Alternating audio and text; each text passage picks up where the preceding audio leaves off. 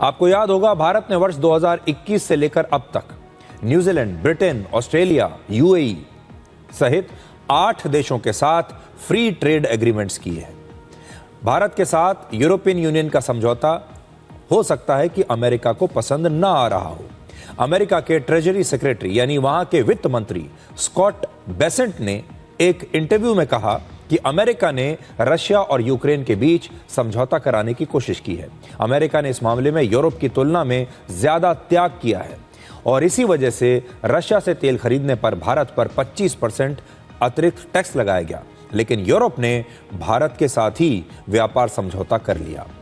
Scott Bessent ने आगे कहा कि रशिया से तेल भारत आता है और भारत उससे पेट्रोलियम प्रोडक्ट्स बनाकर बाहर बेचता है और इसी को यूरोपीय देश भारत से खरीद लेते हैं।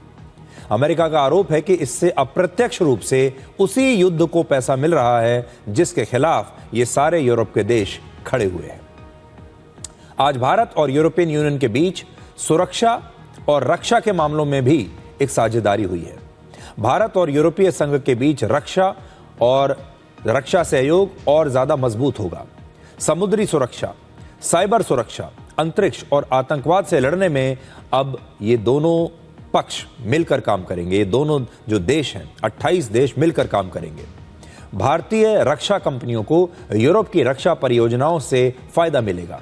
दोनों देश अपने अपने यहाँ की खुफिया जानकारियों को भी एक दूसरे के साथ साझा करेंगे।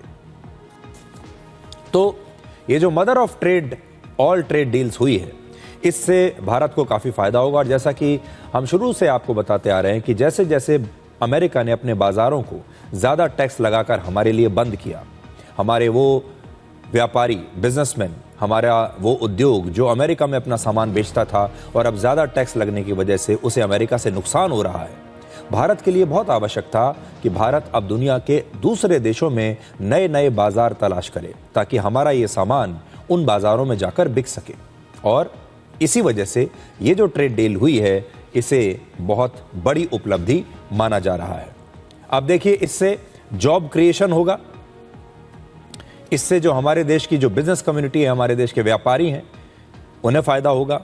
फैक्ट्रियों में काम करने वाले जो लोग हैं उन्हें फायदा होगा, हमारे देश के छात्रों को फायदा होगा और हमारे देश के जो प्रोफेशनल्स हैं उन्हें भी फायदा होगा। और जो आम आदमी है जिसका मैन्युफैक्चरिंग से कोई लेना देना नहीं है, उसके लिए फायदा यह है कि अब आप यूरोप में बने हुए सामान को सस्ते दामों पर भारत के बाजार से खरीद पाएंगे, जिसमें कि गाड़ियां भी हैं।